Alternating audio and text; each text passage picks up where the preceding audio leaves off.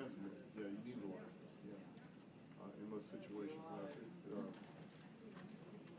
if you're just doing family radio, you don't need a license. There's certain bands, CDs, for instance. I don't think you need a license anymore. Okay. Good morning, everybody. Morning, everybody. Morning. There we go. Welcome to the first meeting of the Elementary and Secondary Education Subcommittee, the 2017 session. We have a new member, Delegate Ayer. Welcome, Delegate Ayer. And tell us your district number and what it covers, please. My district is the 63rd district, and it includes all of the city of Petersburg, parts of the city of Hopewell, Prince George County, Dinwiddie County, and Chesterfield County.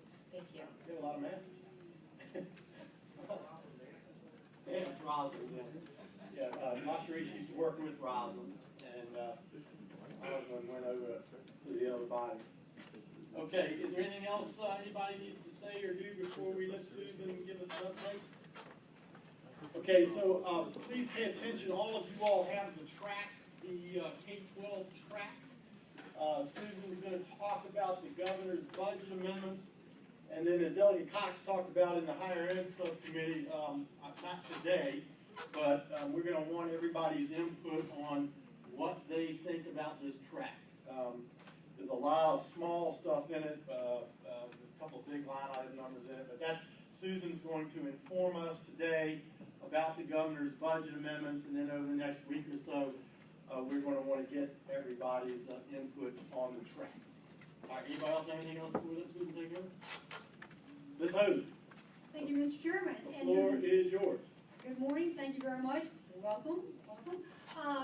We're going to use the track that the chairman just mentioned to give you a 30-second orientation bit, which then will really serve as the springboard into the presentation that I've added from past Wednesday, a bit more detail into a number of the items. But as you look at the legal size spreadsheet that's in front of you, hopefully you've got it flipped over so you see direct aid on the front side of the piece of paper. Across the very top is what was included in Chapter 780, which is the current adopted budget for 17 and 18, and then biennium. And then on the back side is central office. But as you kind of go through it, you'll see general fund are the first three columns, non-general fund are the fourth through sixth, and then all funds together, and then any position FTE changes along the way. So we won't grind on the spreadsheet too much, but we'll use it as a reference point for some of our discussions. All right, so with that said, let's go ahead and jump in. Just starting out with the big picture overview for public education.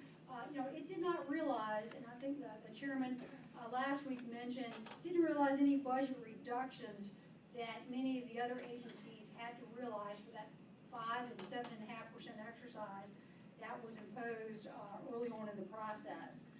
Again, majority of the proposed amendments really just reflect the routine technical updates to ADM, program participation, and those changes in the sales tax forecast that I'll get into in just a minute.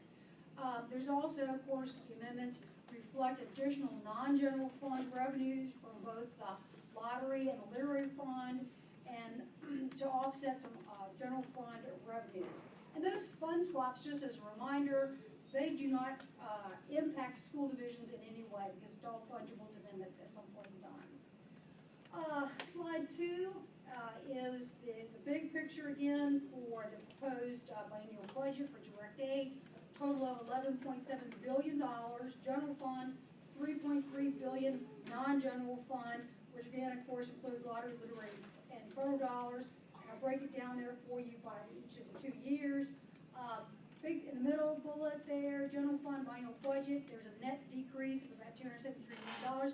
Again, let me remind you, technical updates. That is the majority of those decreases.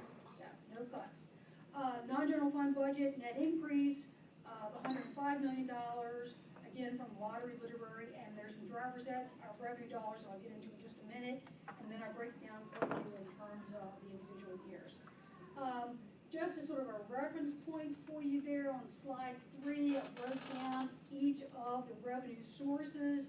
So you can kind of see chapter 780, then the proposed changes that are in HB 1500, and then sort of the net difference between the two there in the middle of each of the 2 years in the budget.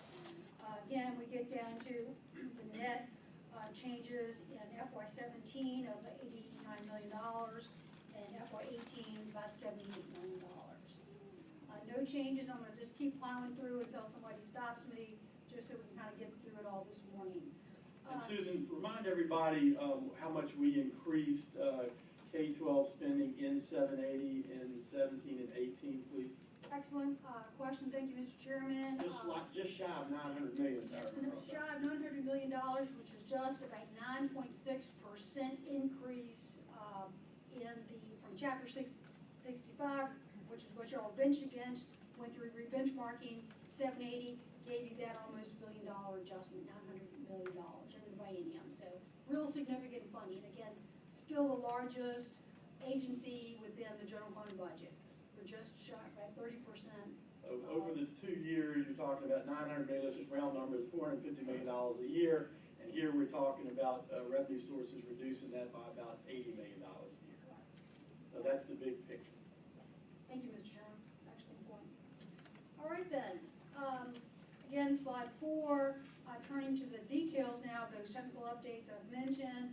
The amendments reflect that removal of the $135 million in contingent appropriation that was predicated, of course, on the FY16 revenues meeting the forecast, which would have then triggered that salary adjustment in 17. There's $34.6 million in savings from the annual updates to student membership projections over the biennium.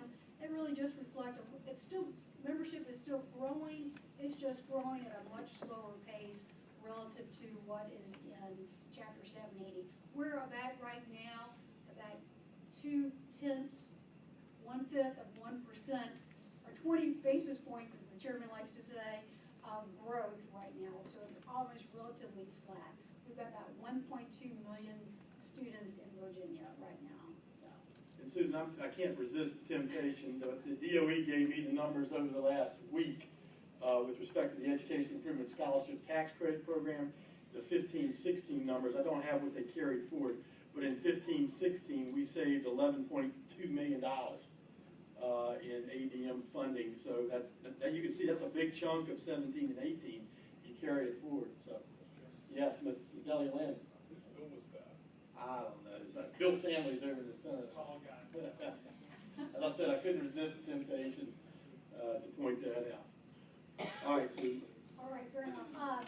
The middle bullet, again, gives you the breakdown for each of the 2 years in the biennium for your reference. Lastly, wrapping up slide 4 there, the lower membership, as we would expect, also produces lower student participation levels across programs and to generate, in this case, about $7.1 million in additional savings over the biennium in those major areas in the budget. Slide 5,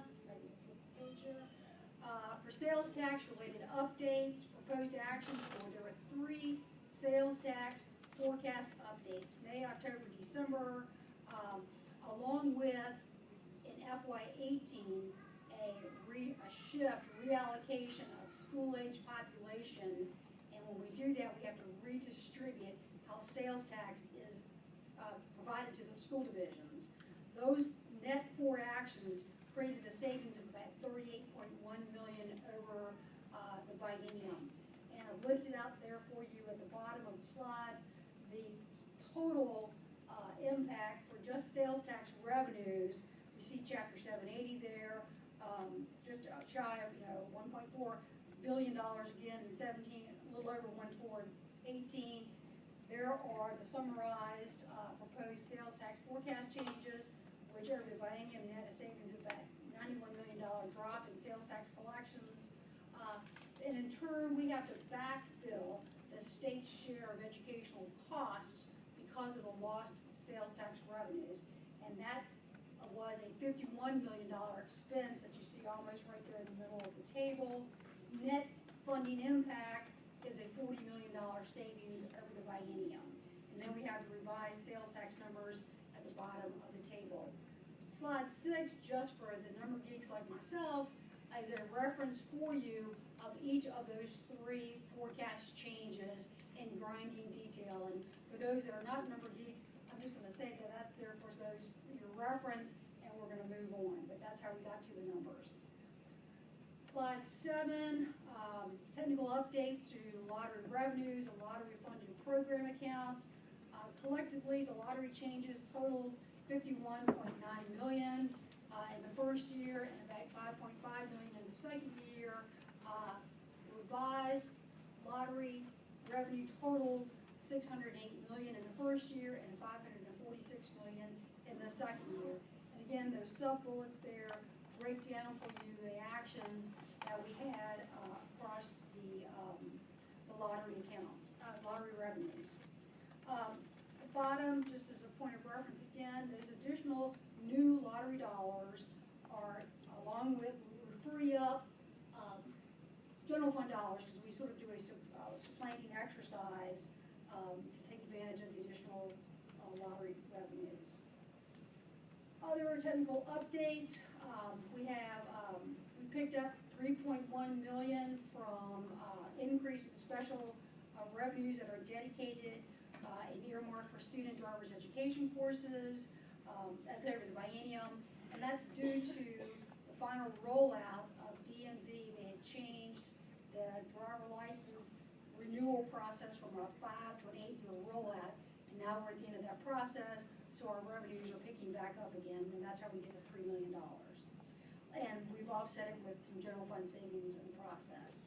There's an update to National Board Certification bonus payments that are provided, of course, to our eligible teachers that have received that specific certification from the National Board of Professional Teaching Standards.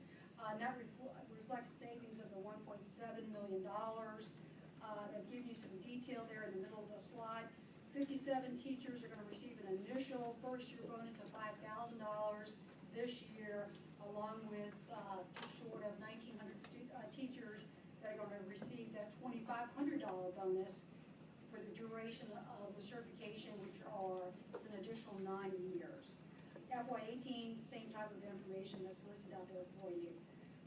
Bottom of slide 8, they're updating the academic year governor's school cost, again, to reflect lower student enrollment. We've got 6,499 students that are enrolled in this year's governor's school programs across the state, and the 19 programs. And then, because we have fewer students, we picked up some savings from what you all added on last year as a $50 per course per student that are enrolled in the programs in the governor schools, and that's picked up a savings of about $1.1 million over the biennium. And Susan, Delegate Quinn has a question. Yes. Mr. Chair, Susan, what's causing the lower enrollment for the governor's school? Do you have any sense of what's going on there? There's about 82, I think it's, if I remember searching correctly, 82 fewer students across the 19 programs. And the school divisions themselves are either, a couple of things could be possible, I don't know specifically, but possible. They're improving their gifted programs within their own school divisions, and or in some cases, they may not be able to afford the additional cost that is to send a student to a governor's school. So, I'd like to think it's the former, that they are improving offerings at their own local school divisions. So, Mr. Chair, is there any way, yeah, Mr. Chair, is there any way that we can find out what's causing that? Because I know previous years, people were sort of standing in line, waiting or wanting to get into the governor's school, because there was a very much a part of the educational system, learning and teaching, and people were very interested in going into those places. So it would be interesting to find out what's causing it. What's the best way to do that, Susan? thank you, Mr. Chairman. Delegate McQuinn, we can identify the school divisions that have a lower participation in FY17, and perhaps make some phone calls to them to say, gee whiz, why are you sending 5 fewer students to a program? And the 82 students across the state out of the 6,500, and kind of do the, half, small amount, but we certainly can, touch base with a couple of them if you wish to do some follow-up to kind of find out what that is. Welcome. Susan? Yes, sir, thank you.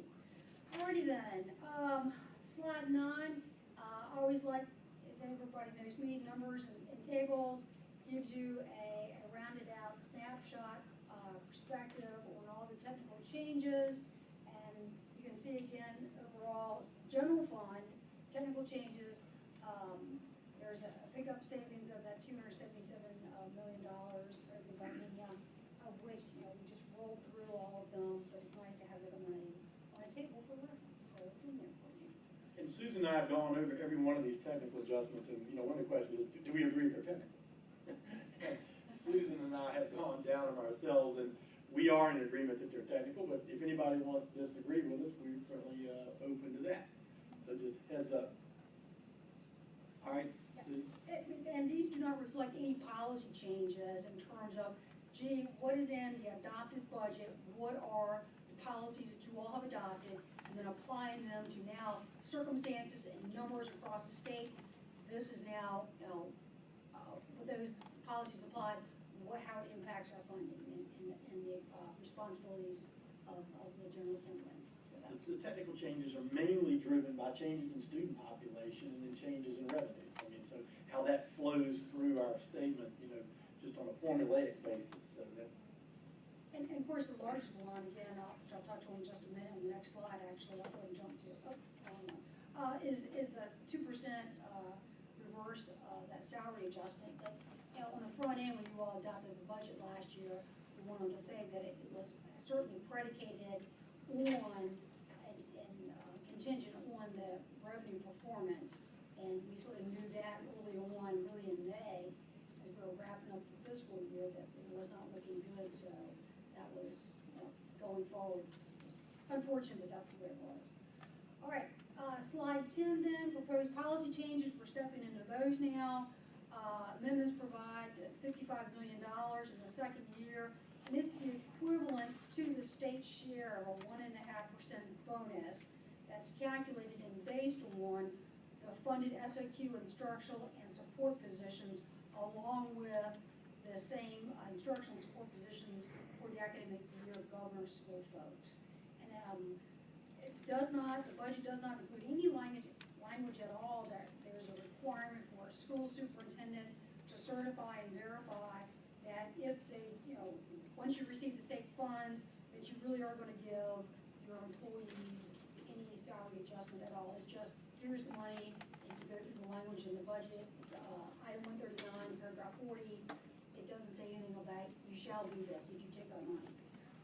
But if they were, of course, to give some type of bonus, the 1.5%, in order to get to 1.5%, here's the state's funding, and you've got to have a local piece to it as well to get to the whole 1.5%. Even though, again, there's no language in the budget that says there's any matching requirement at all. So you're getting a portion of 1.5% at best. So just wanted to make sure everybody's crystal clear on it is just a slug of money that's in the budget that school divisions will get. So. Delegate Landis. In addition to the bullet points you've got, is there any requirement that they actually use it for salary increases? An excellent point, Delegate Landis. There is no stipulation at all that you must use it for any type of incentive or salary adjustment at all. They could use it for whatever. Yes, thank you for clarifying. Delegate Cox. It's just a little speculation, since the majority, well over a majority of school divisions were given raises, they're probably not going to use it. At least some of them. And if I could just add to that, based on information that has been shared with us, for the current school year, all but 12 school divisions have been given, gave some level of a salary adjustment this year, anywhere from, 1-2% up to 4 and 5%. It really is. And the majority of them gave anywhere from 2 to 3% adjustment this current school year. So. All but 12, and student, the number I've got in my head is out of 134? Is that 135? Right on there, so, yeah. Sorry. So And I do have a 90, list. over 90% of the school division. 12 out of 135 did not.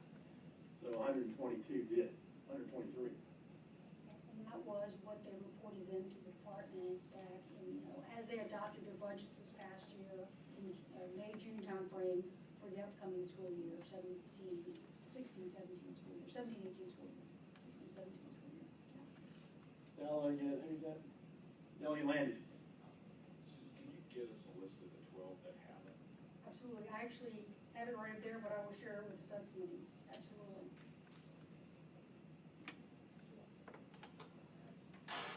Okay. All hearts and minds clear, as my former school board member used to say. Fair enough. Like my window shoe it is. Moving on then, slide 11. The proposed policy changes include supplanting $25 million each year by using additional literary fund dollars to pay for a portion of VRS teacher retirement costs. Treasury's increased its revenue forecast, what they believe to be additional funds received from unclaimed properties and stocks that they will be selling in 17 and 18 to add to their bottom line. Just as a point of reference for you right now in the introduced budget, 17, there's $191 million coming out of literary that's being directed towards teacher retirement payments. And in the second year, there's $181 million now that's been earmarked of literary funds for teacher retirement. Susan, I mean, you and I talked about, I cannot pronounce Manju's last name, so I just call her Treasurer Manju. But are we going to have Treasurer Manju come here and tell us how confident she is that she can dig into sofa cushions over there and find $25 million each year for the next 2 years, please? As one of our ending meeting discussions will be, if that is the will of the subcommittee, we will certainly, and I've sort of pulled her on notice beginning in December that we may request her to come over and share her comments with either subcommittee or the full committee. This is a matter of reference. I remember back this past year, she was a little uncomfortable with $10 million. So, now we got her 25 a year. So I think we'd like to hear her level of confidence in that. Might be additional sofa in another room somewhere, I'm not sure. A lot of money under the sofa. Right, fair enough. We'll definitely will follow up with that. Just in the middle there, for those that may not know right now, the literary fund revenue gets its money from collections from fines, fees, and forfeitures that come out of local courts, unclaimed property, which is what I just mentioned, from the stocks, bank accounts, death benefit insurances, etc. School construction loan repayments, that type of thing, and then interest on all those accounts as well roll up into what would be the literary fund revenues. And just again, for point of reference for you guys right now, in 17, their Treasury is expecting to pick up $226 million in 17 and about $246 million in receipts in 18, just to kind of give you all some perspective on what their receipts are looking like. Slide 12, they're proposing to add $1 million in the second year to expand the teacher residency initiative. There's also new language that goes on to say that any unobligated balances in the existing Teach for America initiative can be spent on and towards a teacher residency program. And then the action in the budget strikes the language that you all had adopted this past year that had limited what Teach for America carry forward dollars could be used for. So now they've just stricken it all together so that this, say, current year, there's $500,000 for Teach for America. If there's, we don't have any partnerships with the school divisions and Teach for America, current year, they can use the $500,000 to go towards teacher residency program. So it really is a sort of an ongoing process for that. All right, there's also $32,000 in planning money for a new governor's school for entrepreneurial leadership. I don't have any detail on that yet, but I'm sure there'll be some forthcoming from the department. There's also $400,000 each year that's a savings item by eliminating the math and science teacher recruitment initiative. So for those folks that were getting a stipend per se, either for tuition or for teaching, they've pulled that out. There's also a reduction in the new teacher improvement compensation initiative. This past year, $50,000 was put in the 17 budget for planning grants, of which you see a little small bullet there. 3 school divisions, Chesterfield, Manassas City, and Winchester applied and received $5,000 each. So out of the $50,000, 15 was spent this year, and then for next year, thinking is that there wasn't a lot of interest, so they're going to sort of claw back that $2 million that was sitting out there in 18 as a savings item, leaving about $50,000 in the second year for additional planning grants if we have any school divisions that are interested. Next one is a little interesting. I think either I didn't have enough time or didn't adequately sort of address this during the Wednesday's presentation. I want to have a second shot at it now, so here we go. Slide 13, there's $480,000 in the second year for a new summer cyber camp.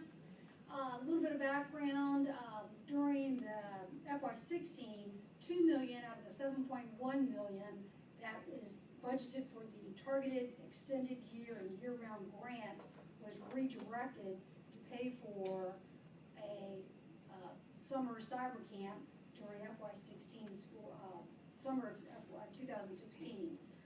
And it's sort of interesting that there's a section of existing language under the targeted extended year initiative was interpreted that would allow DOE to carve out that $2 million, and I've added the language in there for you. And it goes on to say that any funds remaining in this paragraph following grant awards may be distributed by DOE as grants to school divisions to support innovative approaches to instructional delivery or school governance models. And the thought was that they felt like these summer cyber camps met one of those 2 criteria for innovative instructional approach. I'm not sure how that worked out, but that was the thinking behind it. And also, interestingly enough, the same section of language under targeted extended year goes on to say that if you do get any money out of this bucket, you're supposed to then tell us how you did it, how you improved on student success, etc. And I've also listed the language out there for you as well. But as of today, I've not received any, and I've asked for. There are no reports that have been sent in from the school divisions that participated in the summer cyber camps to say, gee whiz, this is our evaluation at the end of the year to show any type of student progress and how the $2 million was effective in raising student achievement. So just wanted to point that out and give it more full disclosure and full sunshine and transparency as to kind of what's going on there. Any questions about that? Delia Cox. Susan, I'd like your question on language, because our intent obviously was the delivery model. So your own is a delivery model.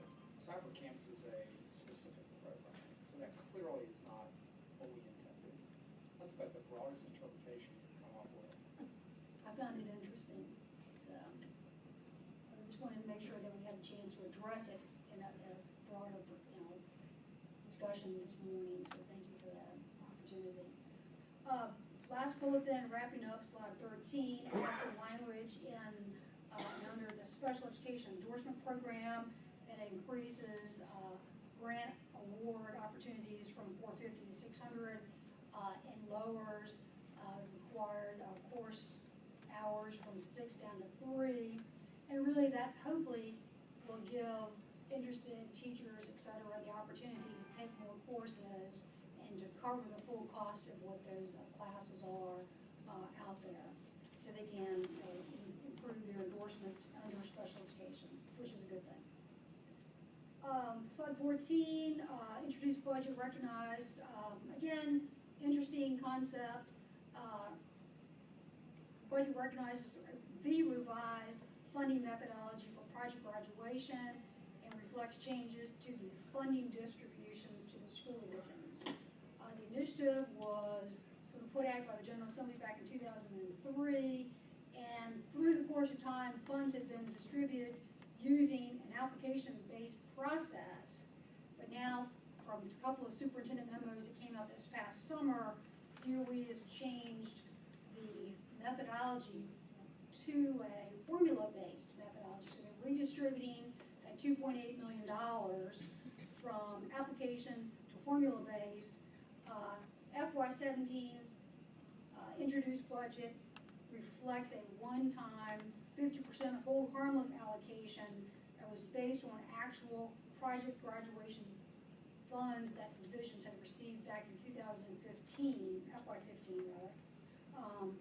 And then for FY18, funding is going to be based on the number of first-time test takers failing an end-of-course assessment in those particular subject areas, along with the use of composite index for assessment of ability to pay. And then there's going to be a minimum floor of $6,000 with a cap of $75,000 on the top end in terms of funding. And I just wanted to point out, from what I know and what I've been told so far, just using the FY 17 and 18 introduced budget figures, 52 school divisions are going to receive less funding right now, and then 69 are going to pick up funding. So they really are sort of reshuffling $2.8 million. And I found that interesting because, to me, that's a policy change, and I just don't recall that having been a discussion item during this past session, the FY16 session. Dr. Cox. Susan, can we get a list of the winners and the losers? Yes, I can.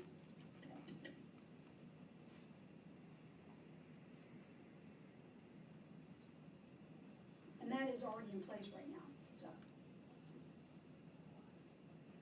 Wrapping up then, for general fund summary about the policy changes, another table for you all for reference point. Again, it gets back to the track sheet that the chairman pointed out at the beginning of our meeting. Wraps it up for you with all the changes. There's a net pickup of $4.2 million over the biennium as it stands in the introduced budget. Then pulling them all together, sort of wrap up the big picture with a bow on it. All changes for general fund assessments, lottery, literary, and garbage education. That's how we come up with the numbers on our track so that we can kind of just follow the money as we go along, so to speak. And again, just pointing out technical changes is driving those dollar figures. All right. So before we leave the first page of the track right here, and you'll flip over, which will be the DOE central office.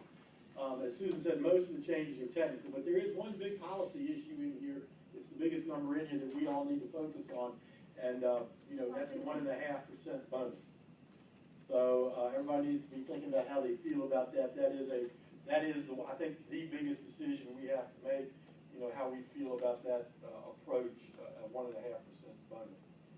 And then I think we also need to, the other one is, the treasurer Manju comes in here, how comfortable we are that she's going to be able to find $50 million. So when I look at the track, those are the two big decisions. When you flip the page over and do the central office stuff, there are a lot of small, they're important numbers over there, but they're small numbers. So that, I think from this subcommittee's point of view, those are the two things y'all really need to give us feedback on. How do you feel about that? Those two issues. Anybody else have any questions or thoughts on that before we flip over and do central office? All right. So you've got the track, and you just flip the track over, you'd be in the central office. All right. Thank you, Mr. Chairman. Slide 17, jumping to that. We're going to finish up with DOE. Biggest proposed amendment is the transfer of $57 million, total dollars, along with 20 FTEs that will be coming from the Department of Health over to DOE in order to handle the administrative duties for the federal summer food service and the adult and child care food programs. And I've listed out there for you in that first sub-bullet, there is a report, RD 488, that speaks to the review, discussion, and analysis that DOE, Health, and Ag did over the summer. And I have it with me, but it's interesting reading if you all get a chance. And it talks about what the options are, et cetera, moving the $57 million in those programs either to DOE or consolidated to Health or over to Ag. Delegate Reese. Thank you, Mr. Chairman. Susan, I haven't read that report. Is the $57.7 million and the 20 FTE a straight transfer with no changes to either numbers, or is there an adjustment to the numbers as they kind of come across the transom? I'm sure that the $57 million is probably somewhat nailed down.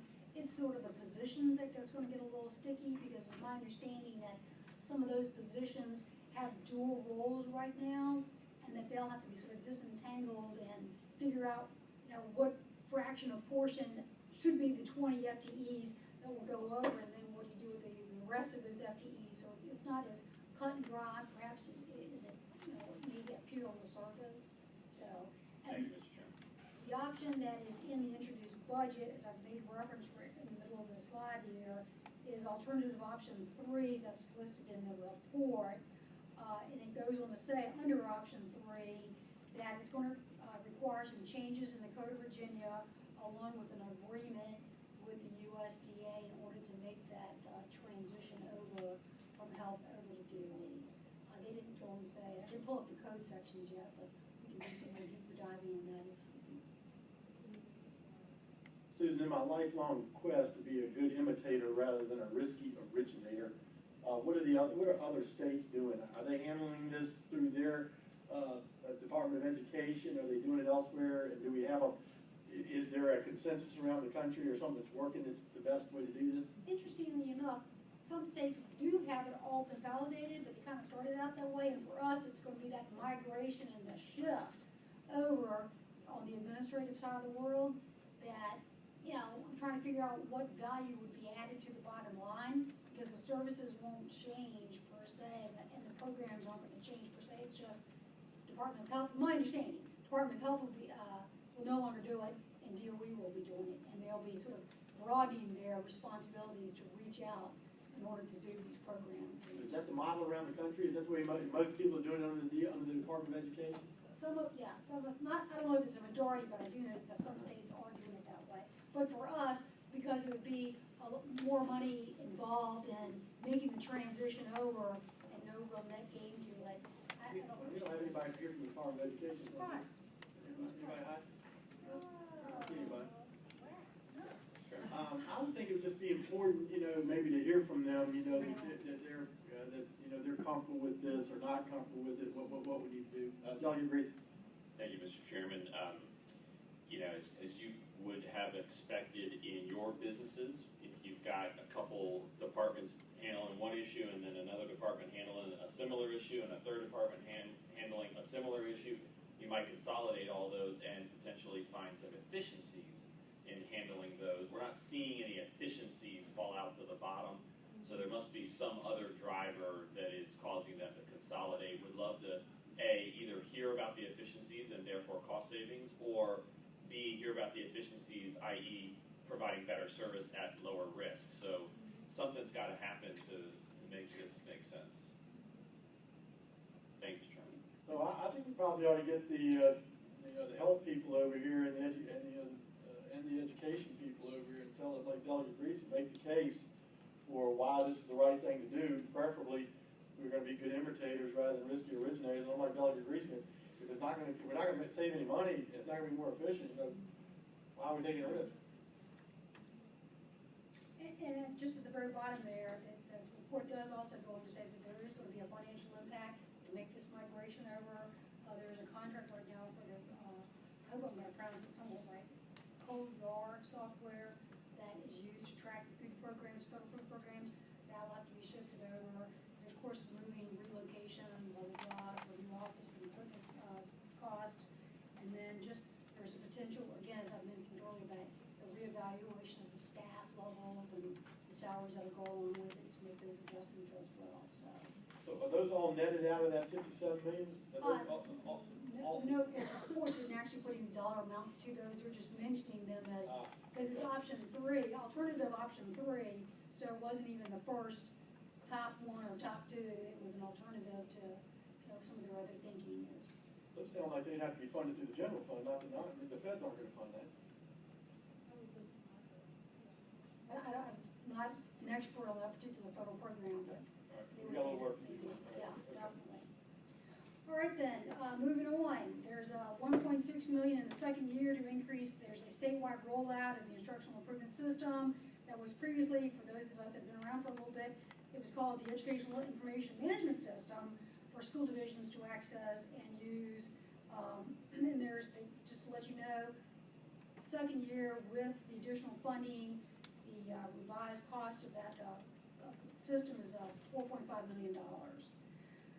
There's $400,000 in the second year. That's going to cover additional costs for algebra readiness diagnostic tests. There's an increase in the contract cost that's provided currently to schools at no cost.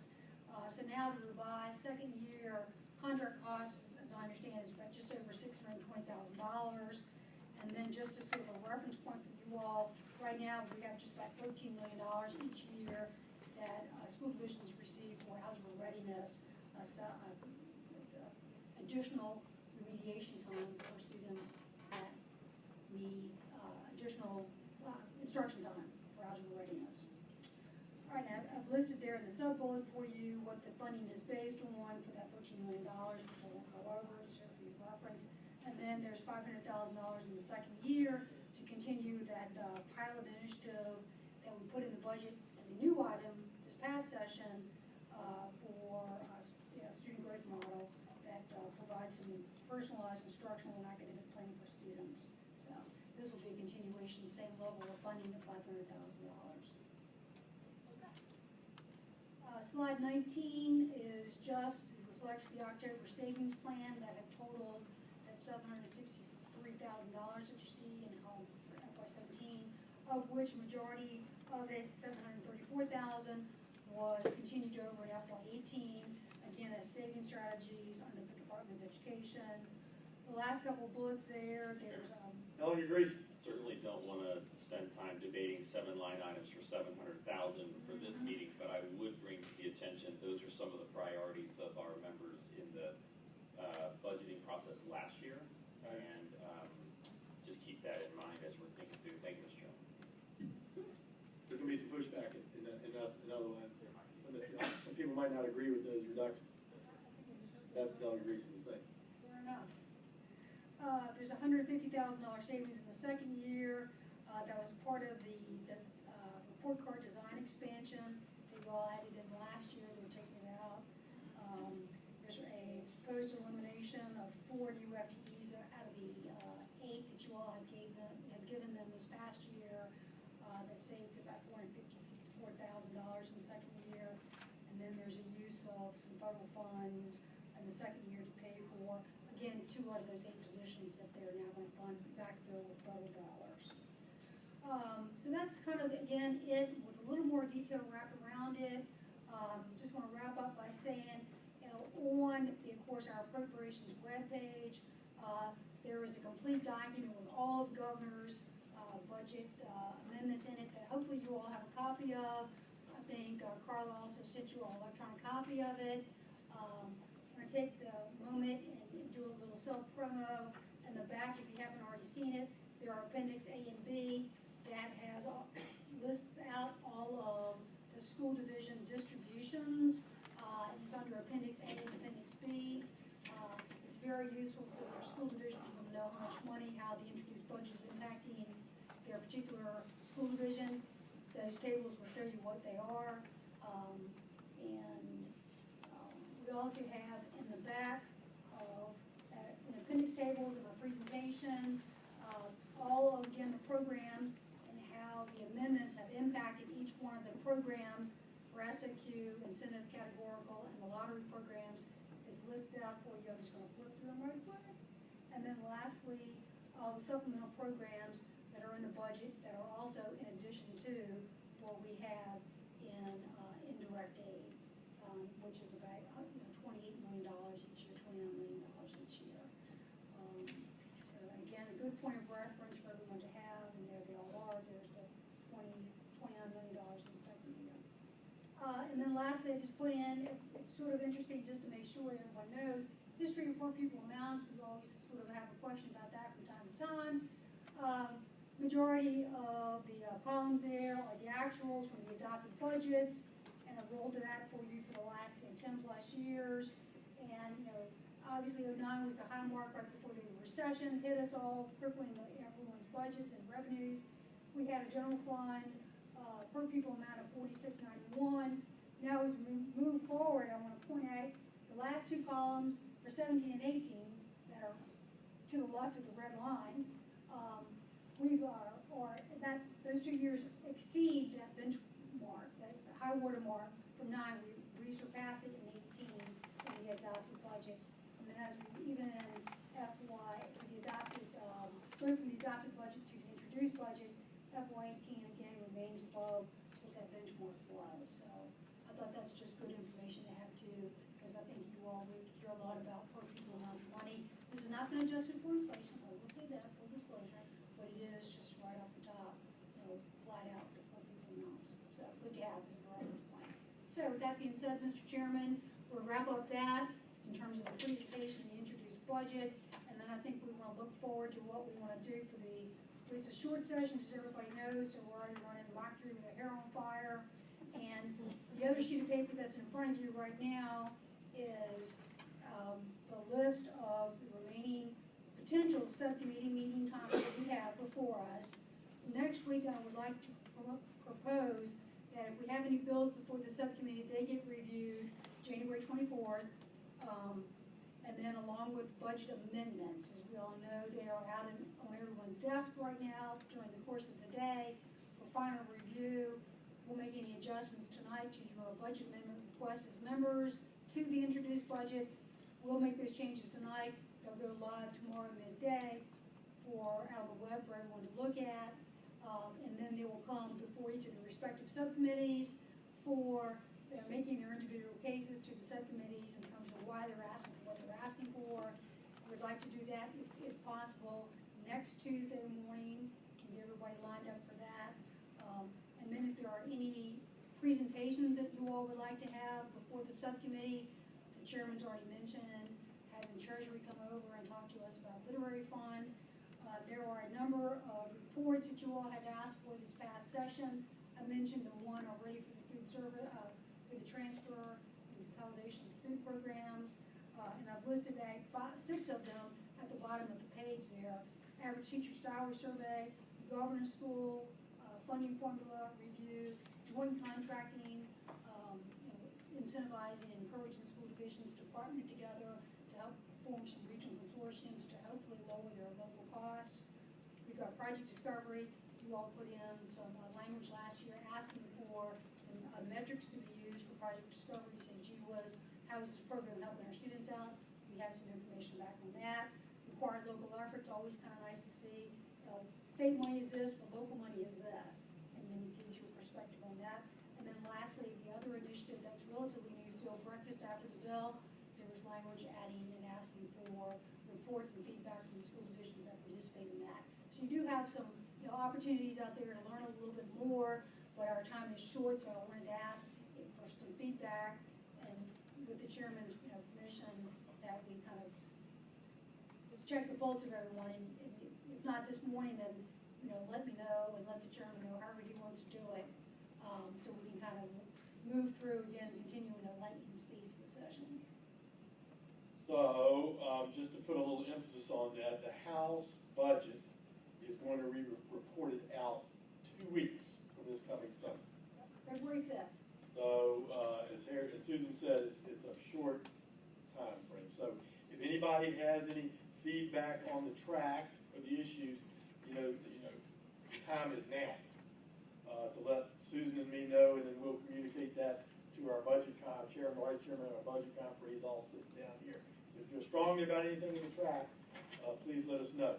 And if you have, you've heard some of the other presentations that we're going to have. If you have additions or deletions to that, let us know sooner rather than later, because it's going to happen quick. 2.5 weeks is going to fly. So if you have additions or deletions, let us know. Elliot Breeze. Thank you, Mr. Chairman. I'm sure you're going to thank Susan for her good work, but I'm going to say every time you put one of these charts together, like at the back that shows us very clearly the line item, the dollar, the change, it's pure gold to have it all in one place. So I really appreciate you putting that together and having it for us in this presentation. It's awesome. Thank you. I appreciate that. Thank you. Appreciate that. Again, the big picture is, we increased about 9%, and we're backing off about 1%. So net, and a lot of that is tenure, as the majority of just pointed out. So I don't think K-12 has anything to complain too much about. All right. Yes, Elliot McQuinn. Chair and Susan, I don't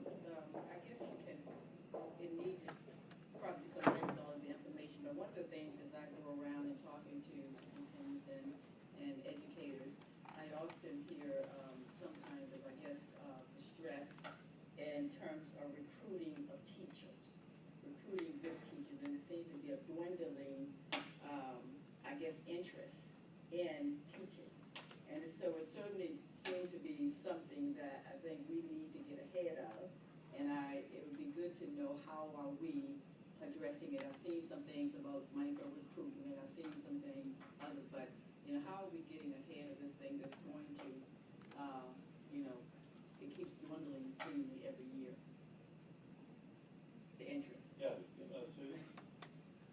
To your comment and question there, Delegate McFlynn, the adopted budget has language that directed the Department of Education to develop a teacher exit questionnaire, which they did a terrific job on, and they since just like a week or so ago, 10 days ago, sent that survey out to the school divisions, and it's a may use but not a shall use. And I believe there's also introduced legislation, House Bill 2140, I believe, from Delegate Lemunion, that goes on, I think I've got the right bill number, that goes on to say school divisions will use, you shall use the survey, and then DOE will compile the data, so at least we can begin to understand, is it a regional problem, is it, issues in the classroom, is it, lack of support, variety of reasons it could be, and we're hoping that that will be an effort toward understanding, so that we can begin, to continue to do and improve what we're doing for teacher support, so that we can, see an increase uptick in our teachers coming in the workforce and helping us out. So I just wanted to share that with you. And I think, Delegate Reason, you have a teacher licensing reciprocity bill? Yes, Mr. Chairman, we're doing some research on what the current code says and then how we can improve the ability for teachers from other states to bring their licensure here and be teachers more readily. I think that if we can streamline that process, it would be really helpful. So we're working on that, Mr. Chairman. I haven't dropped the bill yet, but we're doing the research on it right now. Thank you. Okay. So, anybody else have any other input, questions, thoughts? All right, with unanimous consent, we'll adjourn the meeting. Thank you all very much.